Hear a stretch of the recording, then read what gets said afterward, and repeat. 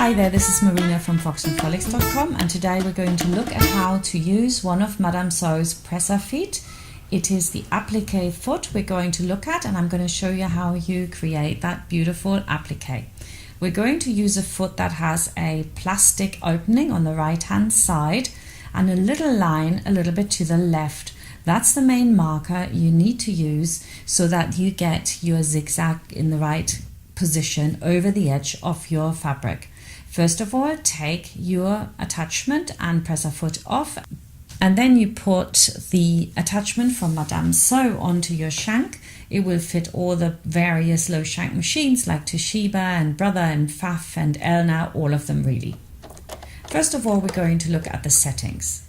You want to make sure that you've got the first button pressed here, that's straight or zigzag stitch for my machine. You also want to make sure that the stitch length is reduced to almost buttonhole stitch or indeed buttonhole stitch. Very important. And then you have to move the needle position over to the left so it can go from right to left. And then you can also change how far over the stitch is going to go, and I'm going to go for 3 here. And you also want to reduce the tension as well to 3. So here I'm starting and I'm literally lining it up more with my needle and doing it by eye. And what you will see in the end is that that doesn't work out as well as when you use that little marking on the foot. If you use that marking, it'll come out absolutely perfect. So you want to make sure that that marking is to the right hand side of your needle. So the needle always needs to be slightly short of that marking, and that creates that beautiful satin stitch all the way around. For some machines, when you use a really tight buttonhole stitch, it might get stuck, so you might have to practice that a little bit. But on most machine, a really tight buttonhole stitch is actually a really good thing to do on this. And you work your way carefully around, having the needle down on the right hand side of the fabric when you want to turn the foot. So you can see that I keep lifting it up and turning it around, but the needle needs to be in the fabric on the right hand side, so that's on the rough side of your fabric when you do the turn, otherwise it might not work as well.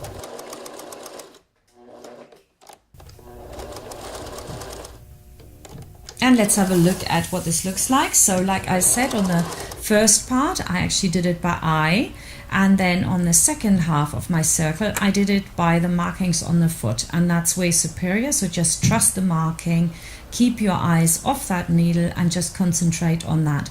Line it up all the way around and you get a perfect result. So I hope this was quite helpful. If you want to see more of my videos, or you want to get this presser feet set from Madame So, it's a 32-piece set and it's actually only $59 for so many feet. It works out as about, I think, $1.60 per foot. So you can go and find that link in the video description. I quickly need to add that they don't pay me any money for it. I just do this because I think they're actually really great feet. So when you get to the frocksandfrolics.com site with the Academy, you can find loads of courses, quite a few of them are free, and the manual is one of them, and you can sign up to that, and then every week you get a new feat that I describe from Madame So. The other thing I do, of course, is sewing patterns, which have loads of videos for it, so it's really easy to learn how to do something a bit more complicated, like this beautiful, beautiful jacket. That's my Paris jacket. So I'm just scrolling through the listings page here for you, and when you get to the bottom you can see all the things that are included in your video. And some of the videos, even for the paid courses, have got some free aspects you might want to learn. And once you get onto a course, you can click on all the videos depending on what you want to see, but also on the patterns. So for example, if you want to download the instructions, just click on the little clip in the top right hand corner, and the instructions will like shoot out and you can just download them. Same for the patterns, click on that. People sometimes don't find them, so I thought I'd explain it. And this is what it looks like. They have these dashed attachment lines, so all my patterns are put together along these attachment lines, and you've got an assembly plan as well, so it's like totally easy to do.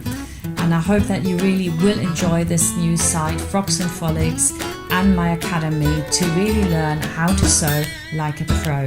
And I'll see you soon where we're going to discuss another presser foot. Bye for now.